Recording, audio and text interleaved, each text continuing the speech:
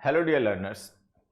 एक ऐसा क्वेश्चन जो हर उस बच्चे को जो एसएससी सीजीएल एग्जाम की तैयारी कर रहा है को परेशान कर रहा है। क्वेश्चन ये है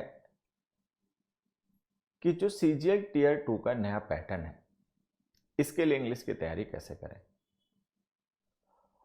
अभी तक जैसा आप जानते हैं कि सीजीएल टीयर 2 के एग्जाम्स में मैथ्स और इंग्लिश के पेपर हुआ करते थे 200 मार्क्स ईच के, लेकिन इस बार से मैथ्स और इंग्लिश के साथ में रीजनिंग और जनरल अवेयरनेस को भी रखा गया है। 2 सेक्शंस बना दिए गए हैं। एक सेक्शन में मैथ्स और रीजनिंग है और एक सेक्शन में इंग्लिश और जनरल अवेयरनेस के क्वेश्चंस हैं। तो अभी तक जहां इंग्लिश के 200 क्वेश्चंस होते थे 200 नंबर के ही, अब उनको 45 क्वेश्चंस कर दिया गया। 45 क्वेश्चंस 3 मार्क्स ईच के होने जा रहे हैं। तो 135 नंबर का इंग्लिश का आपको टेस्ट देना है। अभी तक क्या था कि एसएससी सीजीएल टीयर 2 का एक सेट टेम्पलेट था, उस टेम्पलेट पर ही क्वेश्चन आया करते थे। 10 क्वेश्चन कॉमन एरर के आने हैं, 10 फिल इन द ब्लैंक्स के आने हैं, 10 सेंटेंस इंप्रूवमेंट के आने हैं, 3 या 5 नंबर के एंटोनिम्स आने हैं, 3 या 5 नंबर के सिनोनिम्स आने हैं, बाकी फ्रेजल वर्ब्स आनी है, स्पेलिंग्स आनी है 3 या 5 नंबर की, ठीक है। 20 नंबर के वॉइस आनी है, 20 नंबर का PQRS आना है, 25 से 27 नंबर का नरेशन आना है, 30 नंबर का क्लोज टेस्ट आना है, 25 नंबर का अनसीन पैसेज आना है। And there was a set template, एक सेट टेम्पलेट था जिसपे बच्चे एग्जाम की अपनी तैयारी करते थे ध्यान रखकर। अब क्या है, इस बार पैटर्न बदल गया है एग्जाम का। तो अब हम तैयारी कैसे करें, ये बच्चों का एक बड़ा क्वेश्चन है जो उनको परेशान भी कर रहा है और कहीं ना कहीं पे वो चाहते हैं इसका एक उनको कोई सही सॉल्यूशन, एक सही गाइडेंस मिले जिससे कि वो अपनी तैयारी सही तरीके से कर पाए। और ये इस बार का जो अच्छा मौका है, क्योंकि काफी ज्यादा वैकेंसीज हैं। एसएससी के हाल के सालों में कभी इतनी वैकेंसी एक साथ नहीं आई किसी भी सीजीएल एग्जाम में। तो बच्चों के सामने एक अच्छा मौका है, लेकिन साथ ही साथ में कंफ्यूजन भी है। कहीं ऐसा ना हो कि हमारा पहला अटेम्प्ट हमारे ऊपर एक एक्सपेरिमेंट हो जाए। They don't want to become subject of this experiment. तो मैं आज आपके साथ में अपने अनुभव के आधार पर, मेरा जो अपना एक्सपीरियंस है उसको ध्यान में रखते हुए उसके अकॉर्डिंग आपके साथ में कुछ टिप्स कह लीजिए या पीसेस ऑफ एडवाइस कह लीजिए शेयर करूंगा, जिनको अगर आप ध्यान रखेंगे और जिनके ध्यान रखते हुए आप उस हिसाब से अगर तैयारी करेंगे इंग्लिश की, मुश्किल नहीं है। लेकिन अगर आप इस तरीके को, इस स्ट्रेटजी को फॉलो कर पाए तो मैं गारंटी वर्ड तो नहीं यूज करूंगा, but I am dead sure कि आपकी मेहनत जो है रंग लाएगी। आपको ऐसा नहीं लगेगा कि ये पहला जो टीयर 2 नए पैटर्न पे हुआ वो एक एक्सपेरिमेंट हो गया आपके ऊपर। देखिए, तो मैं आपके साथ में टिप्स शेयर करने से पहले यह बता देना चाहता हूं, ऐसा नहीं कि मैं आपको डराने के लिए बात बता रहा हूं, लेकिन आप ऐसा मान के चलिए कि अगर पैटर्न चेंज हुआ है एग्जाम का, तो क्वेश्चन के पैटर्न्स में चेंज जो है, क्वेश्चंस के पैटर्न में जो चेंज है, दैट इज एक्सपेक्टेड टू, वो भी संभावित है। आप मान के चलिए कि इस तरीके के क्वेश्चंस आपको पेपर में देखने को मिलेंगे कि अंडरलाइंड वर्ड का पार्ट्स ऑफ स्पीच बताइए, अंडरलाइंड वर्ड जो है वो दिए गए ऑप्शंस में से कौन से टाइप का है। तो इस तरीके के क्वेश्चंस के लिए अभी से आपको तैयार रहना है। बाकी अभी तक जो होता था कि unseen passage, cloze test, PQRS, voice narration के क्वेश्चंस काफी ज्यादा आते थे, तो वहां पर जो बच्चे जिनका अपना रीडिंग कॉम्प्रिहेंशन अच्छा होता था तो उनको एक एक्स्ट्रा एडवांटेज मिलती थी। यहां पर मैं थोड़ी सी हिंदी और इंग्लिश मीडियम की बात करना चाहूंगा। हिंदी मीडियम के जो हमारे बच्चे होते हैं वो काफी मेहनत करते हैं, लेकिन कहीं ना कहीं पे क्लोज टेस्ट, अनसीन पैसेज और सेंटेंस अरेंजमेंट में उनको दिक्कत होती है। लेकिन जो इंग्लिश मीडियम के स्टूडेंट्स होते हैं उनके लिए ये केक वॉक जैसा होता है। PQRS, cloze test, unseen passage, इनमें स्कोर करना उनके लिए बहुत आसान होता है। लेकिन इस बार आप मान के चलिए कि उस तरीके का नहीं होगा, ये सबके लिए एक फेयर अपॉर्चुनिटी होगी, अच्छा मौका सबके लिए होगा। क्योंकि जो बल्क में नंबर स्कोर हो जाते थे,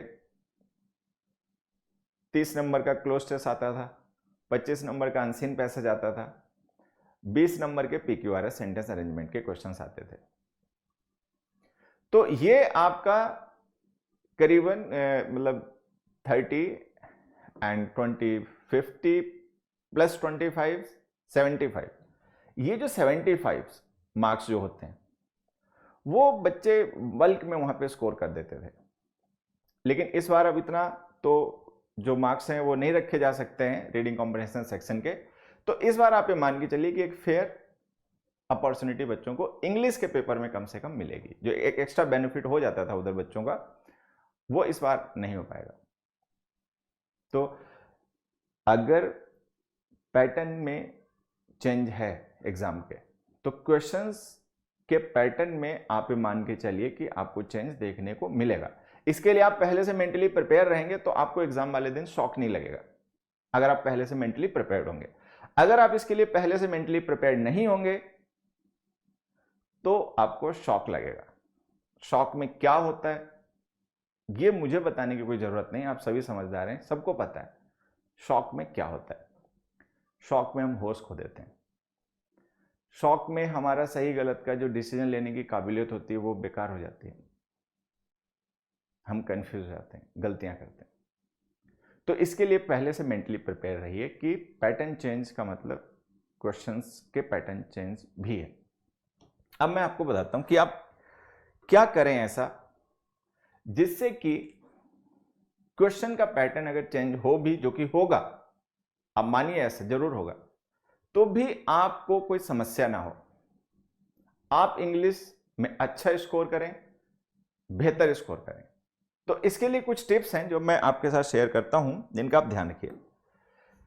सबसे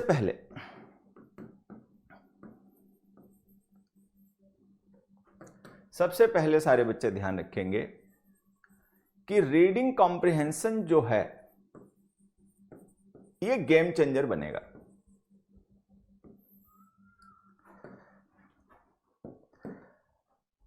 लैंग्वेज में जो रीडिंग कॉम्प्रिहेंशन का टेस्ट होता है ये गेम चेंजर बनेगा। ये एक्स फैक्टर होगा एक्चुअली, इस नए पैटर्न में ये एक्स फैक्टर का रोल प्ले करेगा। ये डिसाइड करेगा कि आप लाइन के उस पार जाओगे या इस पार रहोगे। अब रीडिंग कॉम्प्रिहेंशन की जब हम बात करते हैं तो बच्चे के दिमाग में सबसे पहले क्लिक करता है अनसीन पैसेज। वो सोचता है रीडिंग कॉम्प्रिहेंशन का मतलब अनसीन पैसेज है। Unseen passage type of question होता है जो आपके रीडिंग कॉम्प्रिहेंशन को टेस्ट करने के लिए दिए जाते हैं पेपर में। रीडिंग कॉम्प्रिहेंशन का मतलब होता है कि जो आपने पढ़ा है आप उसको समझ पाए हैं, कॉम्प्रिहेंड कर पाए हैं या नहीं। तो पढ़े हुए कंटेंट को समझने की क्षमता जो है वो रीडिंग कॉम्प्रिहेंशन है। इसको टेस्ट करने के लिए आपके पेपर में पीक्यूआरएस के क्वेश्चंस जो आते हैं, सेंटेंस अरेंजमेंट, अनसीन पैसेज के क्वेश्चंस आते हैं और क्लोज के क्वेश्चंस आते हैं। तो रीडिंग कॉम्प्रिहेंशन अपना अभी से अच्छा कर लीजिए कि जो आप कंटेंट पढ़ रहे हैं वो आपको समझ में आए। वो आपको समझ में आएगा तो जो रीडिंग कॉम्प्रिहेंशन के लिए डायरेक्ट क्वेश्चंस आते हैं, sentence arrangement, unseen passage, cloze test, वो तो आप नो डाउट अच्छा करोगे ही, उनमें तो अच्छा करोगे ही। लेकिन रीडिंग कॉम्प्रिहेंशन सुधरने से जो ग्रामर सेक्शन और वोकैब सेक्शन के क्वेश्चंस होते हैं उनमें भी आपकी परफॉर्मेंस इंप्रूव करेगी, वहां भी आपको इंप्रूवमेंट होगी, वहां भी आपके मार्क्स बढ़ेंगे। इसके लिए अब आप क्या कर सकते हैं, रीडिंग कॉम्प्रिहेंशन कैसे बेहतर होगा? तो सबसे इसका अच्छा तरीका यह होता है, आप एकेडमिक्स की बुक्स लीजिए, स्कूल की बुक्स लीजिए बच्चों की, इंग्लिश मीडियम की, और उसमें चैप्टर्स पढ़िए। कोई भी चैप्टर एक बार पढ़ना पड़े, 2 बार पढ़ना पड़े, 3 बार पढ़ना पड़े, बट ये समझते हुए पढ़िए कि इसको हमें समझना है। हमें केवल फॉर्मेलिटी नहीं करनी है इसको पढ़ने की, हमें इसको पढ़कर समझना है। लोग आपको सलाह देंगे कि आप न्यूज़पेपर पढ़ लीजिए, किसी एक पर्टिकुलर न्यूज़पेपर का नाम भी बता देंगे, ये वाला पढ़ लीजिए, या कुछ भी बता देंगे। आप ऐसा ना करें, आप एकेडमिक्स की बुक्स ही पढ़ें।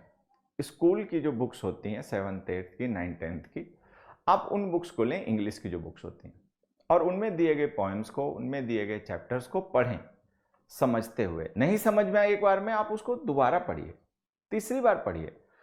कोई दिक्कत हो किसी से पूछ लीजिए, गूगल पर सर्च कर लीजिए, डिक्शनरी में देख लीजिए, बट समझिए और समझते हुए आगे बढ़िए। ये आप आदत डालिए। हमें ऐसा नहीं करना है कि हमें रोज एक चैप्टर पढ़ना है, या हमें रोज 2 चैप्टर पढ़ने हैं, या हमें एक हफ्ते में एक बुक ही फिनिश कर देनी है। ऐसा हमें कुछ नहीं करना है, आदत डालनी है। You have to make it a habit. इसको एक आदत बना लीजिए। जैसे सोने की एक आदत है, जगने की एक आदत है, खाना खाने की एक आदत है, नहाने की एक आदत है, यूट्यूब पे वीडियो देखने की भी एक आदत है। इसी तरीके से इन आदतों में एक आदत ये भी शामिल कर लीजिए कि 2 पेज इंग्लिश के हमें रोज पढ़ने हैं।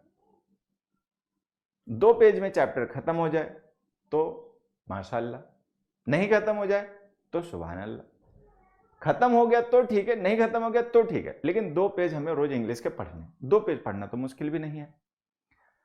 आपको अगर एक ही बार में पढ़ते हुए बातें समझ में आ जाएंगी तो 8 मिनट में आप खत्म कर देंगे। नहीं समझ में आएगा तो आपको 20-25 मिनट लग जाएंगे, मतलब आधा घंटा से ज्यादा तो नहीं लगेगा। तो जितनी देर आप YouTube पर या Facebook पर इधर उधर के वीडियोस देखते हैं, उनमें से आधा घंटा निकालिए और 2 पेज इंग्लिश के रोज पढ़िए। आदत डालनी है बस। 2 से ज्यादा की हमें कोशिश नहीं करनी, बट 2 से कम की भी कोशिश नहीं करनी है। और रेगुलरिटी बनी रहे, इस पे हमारा स्पेशल ध्यान रहना है। हम 6th स्टैंडर्ड की बुक से भले ही पढ़ें, लेकिन पढ़ें रेगुलर। तो आप ऐसा कीजिए। रीडिंग कॉम्प्रिहेंशन पे अभी से ध्यान दीजिए। मैं फिर से I reiterate myself, reading comprehension वाला सेक्शन ही गेम चेंजर होगा। यू मार्क माई वर्ड्स, आप इन बातों को ध्यान रख लीजिए। Tier 2 का एग्जाम हो जाएगा, उसके बाद भी वीडियो यूट्यूब पर यहीं रहेगा। आप इस बात को वहां से टैली कर लीजिए एग्जाम के बाद। एक चीज। दूसरी बात आपको क्या ध्यान रखनी है,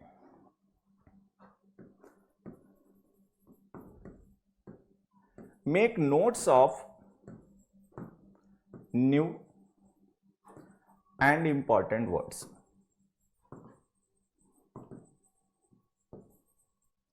जब आप रीडिंग कॉम्प्रिहेंशन के लिए कोई चैप्टर पढ़ेंगे, कोई पोएम पढ़ेंगे, कोई बुक पढ़ेंगे, तो वहां आपको नए नए शब्द मिलेंगे पढ़ने को। एंटोनिम सिनोनिम के पॉइंट ऑफ व्यू से इंपॉर्टेंट वर्ड्स मिलेंगे, फ्रेजल वर्ब्स मिलेंगी, इडियम्स मिलेंगे, स्पेलिंग से रिलेटेड पूछे जाने वाले वर्ड्स हैं वो आपको पढ़ने में मिलेंगे। तो जब आपको कोई नया वर्ड मिले, कोई नई फ्रेज मिले, कोई ऐसा वर्ड जो आपको लगता है कि वन वर्ड सब्स्टिट्यूशन के लिए इंपॉर्टेंट हो सकता है, फ्रेजल वर्ब कोई मिले, तो उसको आप नोट कीजिए। एक रजिस्टर या एक डायरी बना लीजिए और उसमें उसको नोट कीजिए। शुरुआत में आप ऐसा कर सकते हैं कि उन वर्ड्स को किसी हाइलाइटर की मदद से, पेन या पेंसिल की मदद से, जिस बुक में आप पढ़ रहे हैं उसी बुक में अंडरलाइन या हाईलाइट कर सकते हैं। चैप्टर एंड हो जाने के बाद में फिर आप उनका नोट बना लीजिए किसी एक अलग सेपरेट डायरी में या किसी रजिस्टर में, उन वर्ड्स को लिख लीजिए। होता क्या है कि मैं तो ये अच्छे से जानता हूं, आप लोग भी अच्छे से जानते होंगे कि अभी हमारे बच्चों की जो आदत है वो क्या पढ़ने की, वो क्या है कि ये पढ़ते हैं पीडीएफ से। किसी टेलीग्राम चैनल से कोई पीडीएफ डाउनलोड कर लिया, कहीं से डाउनलोड कर लिया, और पीडीएफ इनके फोन में सेव है, ये उसको अपना देखते रहते हैं स्क्रॉल करके पेज, या यूट्यूब पे ये टीचर्स के वीडियो देखकर वो क्या सीखते हैं। हालांकि ये गलत नहीं है, ये सही है, ऐसा करना बिल्कुल सही है, इसमें कोई गलती नहीं है। बट इसमें एक समस्या है कि इस तरीके से पढ़ी गई चीजें जो होती हैं वो टिकाऊ नहीं होती, वो लंबे समय तक आपके दिमाग में रुकती नहीं है। आप देखिए एसएससी के एग्जाम्स में कभी भी बहुत हाई फाई वर्ड्स, बहुत डिफिकल्ट वर्ड्स की वोकैब नहीं आई है, कभी नहीं आई है, आएगी भी नहीं। क्योंकि एसएससी देने वाले जो बच्चे होते हैं वो किस बैकग्राउंड से होते हैं ये सबको पता है, कमीशन को भी पता है, सबको पता है, और उन्हें कैसे बच्चे चाहिए ये भी सबको पता है। तो जो जीमैट की वोकैब है, जीआरई की वोकैब है, एसएटी की वोकैब है, एसीटी की वोकैब है, टॉयफल की वोकैब है, वो तो यहां नहीं पूछी जाएगी, कभी नहीं पूछी जाएगी। कॉमन वर्ड्स होते हैं जो आपको न्यूज़पेपर्स में, स्टोरी बुक्स में, एकेडमिक्स की बुक्स में, इंग्लिश मीडियम की जनरल स्टडीज की बुक्स में मिल जाते हैं। 10th स्टैंडर्ड तक की बुक्स में वो सारे वर्ड्स कवर हो जाते हैं।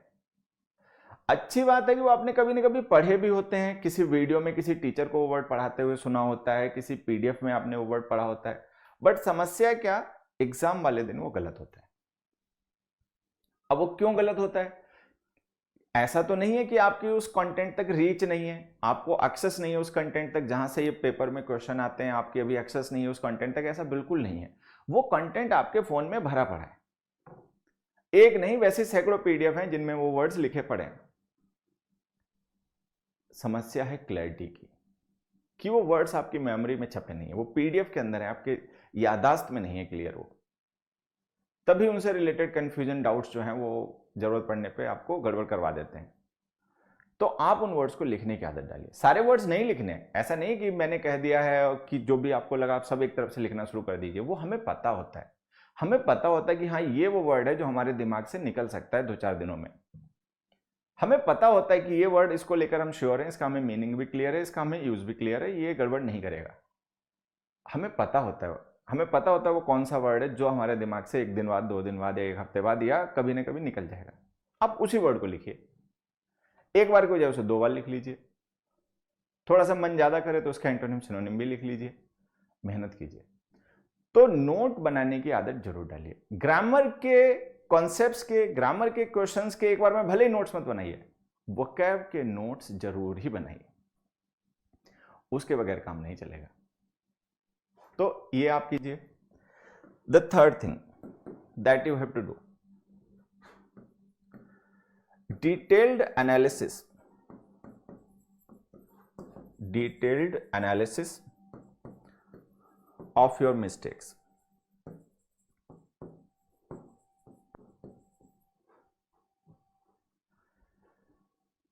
जब हमने कोई मॉक टेस्ट दिया या कोई हमने एक्सरसाइज सॉल्व की, किसी बुक में कोई एक्सरसाइज सॉल्व की, या किसी ऑनलाइन वेबसाइट या किसी हमने मॉक टेस्ट कोई ज्वाइन कर रखा है ऑनलाइन किसी पोर्टल पे, वहां पे हमने सॉल्व की, तो हमसे गलतियां भी हुई, होती ही हैं, गलतियां होंगी भी। अब वो जो गलतियां हैं उनका हमें एनालिसिस करना है, हमें उनको छोड़ नहीं देना है। We don't have to skip those things. Mistakes are very important in learning.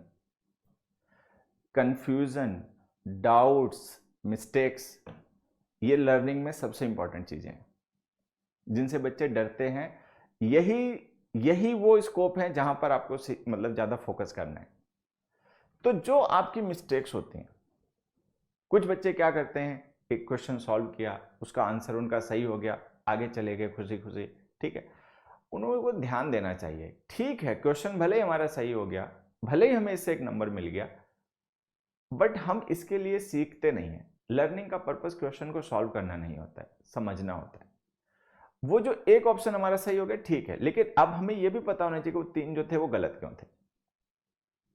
तो जो आपकी गलतियां हैं, जो आपने क्वेश्चंस गलत कर दिए हैं, तो उनका एनालिसिस कीजिए कि भाई ये गलत क्यों हुए। क्या आपने कभी इस कॉन्सेप्ट को, इस बात को पढ़ा नहीं था, फर्स्ट टाइम आपने पेपर में देखा इसलिए आप गलत कर गए, या आपने पहले कभी पढ़ा था, समझ में नहीं आया था इसलिए गलत हो गया, पढ़ा था लेकिन समझ में नहीं आया था इसलिए गलत हो गया, या पढ़ा था समझ में भी आया था, याद नहीं रहा उस दिन जिस दिन पेपर दे रहे थे तो गलत हो गया। तो आपको ये ढूंढना है। गलतियां मेनली 3 ही वजह से होती हैं। एक तो गलती इसलिए होती है कि वो जो आपने गलत किया वो आपने कभी पहले जाना ही नहीं था, वो पेपर वाले दिन ही आपको सीधे देखने को मिला क्वेश्चन उस टाइप का, एक गलती का टाइप। दूसरी गलती इसलिए होती कि हमने वही पढ़ा था, उसी टाइप का या वही क्वेश्चन हमने कभी पहले पढ़ा था लेकिन क्लियर नहीं हुआ था इसलिए गलती कर बैठे उसमें। और तीसरी वजह वो होती है कि पढ़ा भी था, समझ में भी आया था, बट एंजाइटी की वजह से, घबराहट की वजह से, ठीक है, किसी वजह से वो हमें याद ही नहीं रहा और हम गड़बड़ कर गए, बाद में याद आ गया, बाद में समझ में आ गया कि ऐसे था, ऐसे नहीं करना था, ऐसे कर देना था। तो आपको ये एनालिसिस करना है। जब आप ऐसा एनालिसिस करेंगे अपनी गलतियों का तो सुधार होगा। एक ऐसा टाइम आता है, ये बच्चों की बताई गई बात है जो मैं आपके साथ शेयर कर रहा हूं, एक ऐसा टाइम आता है लर्नर के कि एक ऐसा फेज आता है कि वो मेहनत खूब करता है बट इंप्रूवमेंट नहीं होता है, एक जगह पे आके स्टक हो जाता है कि अब नंबर इससे 1-2 बढ़ते हैं घटते हैं, बस ऊपर नहीं जा रहे कहीं। ये इसी वजह से होता है कि हम अपनी गलतियों का एनालिसिस नहीं करते। तो जो हमारी मिस्टेक्स हैं, जो गलत ऑप्शंस हैं, एक ऑप्शन आंसर है जो सही है, 3 ऑप्शन गलत है, तो जो गलत ऑप्शंस हैं उनका एनालिसिस, जो हमसे मिस्टेक्स हुई हैं उनका एनालिसिस, इसकी आदत डालिए तैयारी करते समय। ऐसा आप करेंगे तो जो इंप्रूवमेंट का ग्राफ ऊपर जाएगा तो वो ऊपर ही जाएगा, जिगजैग नहीं होगा। नहीं तो फिर जिगजैग होता है, हॉरिजॉन्टल लाइन बनती है।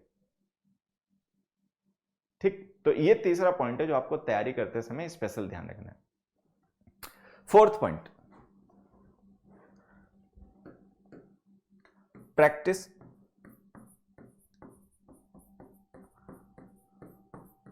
Previous year papers of CDS, combined defence services.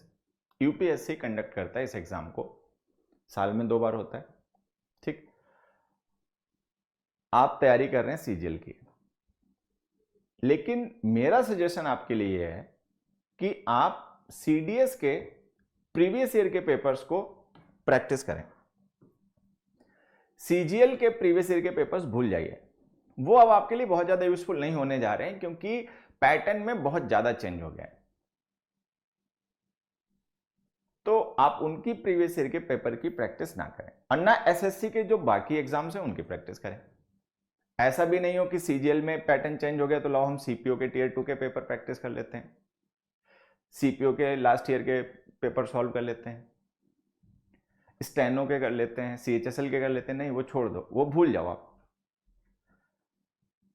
Practice तो करनी है, जरूर करनी है, रेलिवेंट प्रैक्टिस करनी है, कोई साएं बाएं इधर उधर की भी प्रैक्टिस नहीं करनी बेमतलब की। तो रेलिवेंट प्रैक्टिस कंटेंट हमें कहां से मिले? ठीक है, सीपीओ टियर 2, सीजीएल टियर 2 अब काम के नहीं है, ये मान के चलिए। तो आप सीपीओ और सीजीएल को छोड़ दीजिए, उनके प्रीवियस के पेपर्स मत प्रैक्टिस कीजिए, अपना टाइम मत खराब कीजिए उसमें। CDS, combined defence services, UPSC इस एग्जाम को करवाता है। ज्यादातर बच्चे कंपटीशन की तैयारी करने वाले इस एग्जाम के बारे में जानते हैं। काफी बच्चे ऐसे भी होते हैं जो सीजीएल और सीडीएस दोनों ही दे रहे होते हैं। ठीक, तो आप सीडीएस के प्रीवियस ईयर के पेपर्स की प्रैक्टिस कीजिए। सीडीएस के प्रीवियस ईयर के जो पेपर्स हैं यूपीएससी की वेबसाइट पर अवेलेबल है। आपको कोई पोर्टल ढूंढने की जरूरत नहीं है, आपको टेलीग्राम चैनल ढूंढने की जरूरत नहीं है कि कहां से मिलेंगे सीडीएस के पेपर्स। आप सीधा यूपीएससी की जो ऑफिशियल वेबसाइट है उस पर जाइए और वहां पर आपको ये मिल जाएंगे, थोड़ा ढूंढना पड़ेगा, वो देख लीजिएगा। तो सीडीएस के प्रीवियस ईयर के पेपर्स डाउनलोड कीजिए, उनके कहीं से प्रिंट निकलवाइए, एक पेपर का पहले प्रिंट निकालिए, उसका प्रैक्टिस कर लें, फिर दूसरे का प्रिंट निकलवाइए, उसको प्रैक्टिस कीजिए। तो इंग्लिश के पेपर्स वहां से ईयर वाइज आप डाउनलोड कर लीजिए और उनकी प्रैक्टिस कीजिए। ये हो गया आपका। तो यहां पे 4 मेन पॉइंट्स हो गए। एक हो गया रीडिंग कॉम्प्रिहेंशन, इसको आपको ध्यान रखना है, it is going to be the game changer. ठीक, तीसरा, जो भी आप वोकैब दिक्कत करती है बच्चों को, हालांकि नहीं करनी चाहिए क्योंकि एसएससी के एग्जाम्स में वोकैब बहुत सिंपल आती है, मतलब बहुत सिंपल, शायद मैं गलत कहेगा बट सिंपल आती है। ठीक है, ज्यादा मुश्किल वर्ड्स नहीं आते हैं। बच्चे पढ़े हुए वोकैब में गलतियां करते हैं, मैंने देखा है। जो वर्ड्स उन्होंने कभी पढ़े हैं उनमें भी गलतियां करके आ गए। वजह क्या होती है कि वो वर्ड्स को लेकर क्लैरिटी नहीं होती है। वो आपकी तब आएगी जब आप अपने हैंड रिटन नोट्स बनाओगे। तो जो भी नए वर्ड्स आपको मिलते हैं, ठीक है, उनको आप लिखिए। अपनी गलतियों की हमेशा एनालिसिस कीजिए, अपनी गलतियों को इग्नोर मत कीजिए। ठीक है, उनको पास ऑन मत कीजिए इधर उधर, उनको आप देखिए।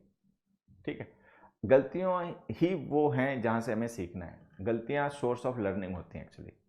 ठीक है, तो जो आपकी मिस्टेक्स होती हैं आप उनका एनालिसिस कीजिए, हमेशा कीजिए। प्रीवियस ईयर के पेपर की प्रैक्टिस करनी है, practice makes a man perfect, everyone knows it. तो अब प्रैक्टिस आप कीजिए सीडीएस के पेपर्स की। यूपीएससी की ऑफिशियल वेबसाइट पे जाइए, वहाँ से पीडीएफ डाउनलोड कीजिए एसएससी सीडीएस की इंग्लिश के पेपर्स की, और उनके प्रिंट निकाल के फिर उनको प्रैक्टिस कीजिए।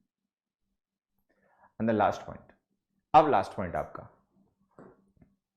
लास्ट जो मेरा आपके लिए सजेशन है, it is last but not least, always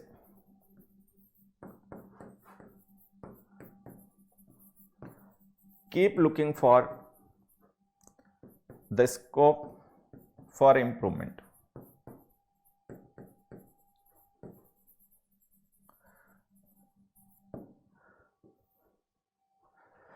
English में कहावत होती है, there is always room at the top, there is always room at the top, कि आप कितने भी अच्छे हो लेकिन और अच्छा बनने का स्कोप हमेशा होता है, बेहतर बनने का स्कोप हमेशा होता है। आप कितने भी काबिल हो, आप कितने भी सुंदर हो, आप कितने भी समझदार हो, आप कितने भी स्ट्रांग हो, आप कितने भी फेमस हो, आप कितने भी मक्कार हो,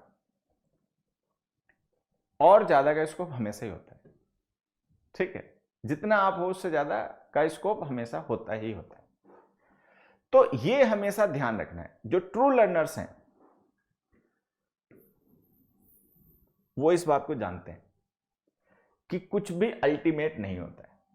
भाई बचकानी चीजें होती हैं, मैं देखता हूं कई बार बच्चे होते हैं, कई बार टीचर्स खुद होते हैं, कोचिंग इंस्टीट्यूट वाले खुद ultimate coaching, number 1, number two तो खैर कोई भी नहीं कहेगा अपने को, ठीक है, तो इस तरीके के वर्ड्स यूज करते हैं। ये अल्टीमेट बुक है, इससे तैयारी कर लो, कुछ नहीं इससे बाहर आता है, एक बार कर लो, 2 बार कर लो, नहीं समझ में आया 10 बार रट मारो, इसी को पढ़ लो। ये बच्चों के साथ बहुत खेल है। बच्चे बचपना दें समझ में आता है, समझदार लोग बचपना दें तो उसको धूर्ता कहा जाता है। नासमझ बच्चा बचपना दे रहा है तो ये उसकी नासमझी है। समझदार इंसान जब बचपने वाली हरकत करता है तो ये धूर्ता होती है उसकी। ठीक, तो यहां पर मैं आपको ये कहूंगा कि कुछ भी अल्टीमेट नहीं होता है, ना मैं अल्टीमेट हूं, ना तुम अल्टीमेट हो, ना मेरा पढ़ाने का तरीका अल्टीमेट है, ना तुम्हारा पढ़ने का तरीका अल्टीमेट है। इसमें सुधार हमेशा होगा अगर हम चाहेंगे तो। ठीक है, तो कभी भी जो स्कोप फॉर इंप्रूवमेंट है उसकी तलाश बंद नहीं करनी है। आपने जो भी सीखा है, आपने जो भी जाना है, अभी उसको और बेहतर किया जा सकता है, तो वो स्कोप कहां है उसको ढूंढते रहिए। ठीक, कई बार हमारे बच्चे होते हैं किसी पर्सन की बात को बड़ा सीरियस ले जाते हैं, लोग अपने मतलब से बातें कहते हैं, आप समझते हैं इन बातों को, ठीक है, किसमें उनका फायदा है वो वही बात कहते हैं ज्यादातर। हो सकता है मैं भी उसमें हूं, लेकिन मैं अपने को भी मान नहीं रहा हूं कि मैं उसमें हूं। तो बच्चे से कह दिया कि ये बुक है, ठीक है, इसको 5 बार लगा के जाना पेपर में, इसको 10 बार लगा के जाना, इसको 50 बार लगा के जाना। ठीक है, एक आधा कोई उससे रिलेटेड क्वेश्चन आ गया पेपर में या कुछ आ गया तो बड़ा उसका हाय तौबा काट दी, ये अल्टीमेट है, इससे बाहर कुछ नहीं आता। ठीक है, इन झंझटों में मत पड़ा करो। देखो मेरा अपना बुक्स को लेकर क्या मानना है मैं आपको बताऊं। अगर जिस बुक को आप पढ़ रहे हो, जिस बुक से प्रैक्टिस कर रहे हो, वो आपको समझ में आ रही है तो हर एक बुक अच्छी ही है। अगर वो आपको समझ में नहीं आ रही है तो हर एक बुक खराब ही है। तो मेरा अपना बुक्स को लेकर मानना ही है कि अगर आपको बुक रटनी पड़ रही है, समझ में आए ना आए बस रट मारो, ठीक है, तो देखो ये तो कोई तर्क संगत बात नहीं है। कोई भी समझदार सेंसिबल पर्सन जो थोड़ा सा भी तर्क रखता है वो ये बात ना कहेगा किसी से, ना मानेगा। तो अगर आप क्या कर रहे हो वो आपको समझ में आ रहा है कि आप क्या कर रहे हो, क्यों कर रहे हो, तब तो हर एक बुक अच्छी है, कोई फर्क नहीं पड़ता, हर एक अच्छी बुक है, सब बुक्स अच्छी हैं। लेकिन अगर आपको समझ में ही नहीं आ रही हो क्या रहा है, बस याद करे जा रहे हैं क्योंकि बुक में लिखा है, वो किसी ने कहा यही अल्टीमेट बुक है, यही अल्टीमेट तरीका है, यही अल्टीमेट टीचर है, यही अल्टीमेट कोचिंग है, तो इसलिए बस लगे पड़े, समझ में कुछ नहीं आ रहा, तो ये सब बेकार है भाई। ठीक है, तो कहीं पर बंधना नहीं है, हमेशा ढूंढते रहना, खोज करते रहना है कि और बेहतर कहां बना जा सकता है, कैसे बना जा सकता है। और मैं आपको बताता हूं, स्कोप फॉर इंप्रूवमेंट आपकी गलतियां, आपके कंफ्यूजन, आपके डाउट्स में होते हैं। जो पर्सन आपको मौका दे ये रियलाइज करने का कि आप गलत हो, वही आपको सुधार पाएगा, सिखा पाएगा। मतलब मेरा ऐसा मानना है और मैं यही मानता हूं, और शायद अभी मानता भी बहुत समय तक यही रहूंगा। तो अब कबीरदास जी का शायद मुझे लगता है एक दोहा है, निंदक नीरे राखिए आंगन कुटी छवाए, ऐसा कुछ था उनका, ठीक है। एक और भी है कि मतलब शिष्य और गुरु के मतलब उस पर है कि गुरु जो होता है वो कुम्हार के जैसा होता है, शिष्य जो होता है वो मिट्टी का बर्तन टाइप होता है, घड़ा के जैसा होता है। वो एक्चुअल दोहा क्या मेरे दिमाग से निकल गया, बट आप समझना। तो गुरु क्या करता है कि उस मतलब घट रूपी अपने स्टूडेंट को गढ़ने के लिए, उसको सुंदर बनाने के लिए, उसको मतलब चमकाने के लिए, ठीक है, उसमें खोट ढूंढता है, कहाँ पे इसमें खोट है, कहाँ पे टेढ़ा बेढ़ा है, ठीक है, और वहां पे चोट कर करके उसको सही करता है। ज्यादा मीठे लोग ज्यादा नुकसानदायक होते हैं, मैं ये कहना चाह रहा हूं इनडायरेक्टली। तो जो आपको ये रियलाइज करवाए कि आप गलत हो, आपकी अंडरस्टैंडिंग गलत है, अभी आपके कॉन्सेप्ट्स गलत हैं, अभी आपके अंदर सुधार का स्कोप है, वही आपको सुधार सकता है, क्योंकि उसको पता है स्कोप कहां है। ठीक, तो ये हमेशा तलाशते रहिए। तो मैं अब इस बात को यहीं पर कंक्लूड करता हूं, क्योंकि मुझे लगता है इतना काफी है, ठीक है, और ये आपके लिए बहुत है। अगर आप इस स्ट्रेटजी को फॉलो कर पाए, इसके हिसाब से चल पाए, ठीक, तो चाहे एग्जाम का पैटर्न चेंज हो जाए, चाहे आपके क्वेश्चंस का पैटर्न चेंज हो जाए, आपको समस्या नहीं होने जा रही है। ठीक है, तो फिर से मैं एक बार आपको बता देता हूं हमने क्या डिस्कस किया। रीडिंग कॉम्प्रिहेंशन पर स्पेशल फोकस रखना है, उसको इग्नोर नहीं करना है। रीडिंग कॉम्प्रिहेंशन ठीक करने के लिए आपको बस 2 पेज इंग्लिश के रोज पढ़ने हैं एकेडमिक्स की बुक से। बिना समझे नहीं पढ़ना है, भाई ध्यान रखना है। नहीं समझ में आए तो डिक्शनरी की मदद लो, गूगल की मदद लो, अपने अड़ोस पड़ोस में किसी पर्सन की मदद लो, अपने टीचर की मदद लो, किसी से मदद लो, लेकिन समझकर 2 पेज पढ़ने। तीसरा काम, वोकैब अपनी सही करने के लिए आपको वोकैब लिखने की आदत डालनी है।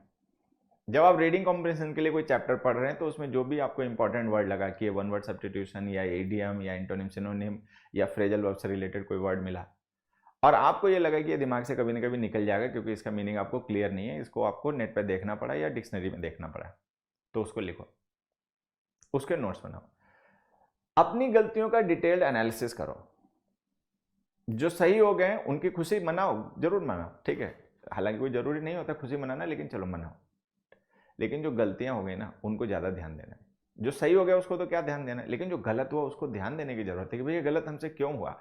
हमें आता नहीं था इसलिए गलत हुआ, हमने पढ़ा था लेकिन क्लियर नहीं था इसलिए गलत हुआ, पढ़ा भी था क्लियर भी था बट भूल गए इसलिए गलत हो गया, बाद में समझ में आ गया, गलती करने के बाद समझ गया। तो ये एनालिसिस हर बार करना है अपनी गलतियों का, ठीक है। प्रैक्टिस करनी है प्रीवियस ईयर के पेपर्स की, लेकिन अब एसएससी के प्रीवियस ईयर के पेपर्स की आप प्रैक्टिस ना करें अगर आप सीजीएल टीयर 2 के लिए सीरियस हैं। सीडीएस के प्रीवियस ईयर पेपर्स को प्रैक्टिस करें। And the last point, always keep looking for the scope for improvement. Improvement का स्कोप कभी ढूंढना बंद मत कीजिए। कोई भी ट्रू लर्नर, जो सच्चा शिक्षार्थी है, वो कभी भी नया सीखना जो है वो बंद नहीं करता, वो हमेशा नए सीखने की, नए ज्ञान की तलाश में रहता है। कहाँ मिलेगी और नॉलेज, कहाँ और रिफाइनमेंट मिलेगा, कहाँ और कॉन्सेप्ट क्लैरिटी मिलेगी, कहाँ और बेहतर अंडरस्टैंडिंग मिलेगी। ऐसे बनिए। सीखने की प्यास खत्म नहीं होनी चाहिए, सीखने की प्यास जो है वो हमारे अंदर मरनी नहीं चाहिए। तो मैं ऐसी उम्मीद करता हूं कि ये जो मैंने आपके साथ में अपने एक्सपीरियंस के बेसिस पर जो टिप्स शेयर किए हैं, ये जो पीसेस ऑफ एडवाइस आपके साथ मैंने शेयर किए, आप इन्हें फॉलो करेंगे और इससे आपकी इंग्लिश की अंडरस्टैंडिंग में बहुत सुधार होगा और आप बहुत अच्छा पेपर कर आएंगे और आपकी मेहनत रंग लाएगी। तो बाकी सफलता की शुभकामनाएं आपको और भी ज़्यादा, कि सभी हमारे बच्चे सफल हों, अच्छे बने। इसके साथ में बस आज के लिए इतना ही। धन्यवाद।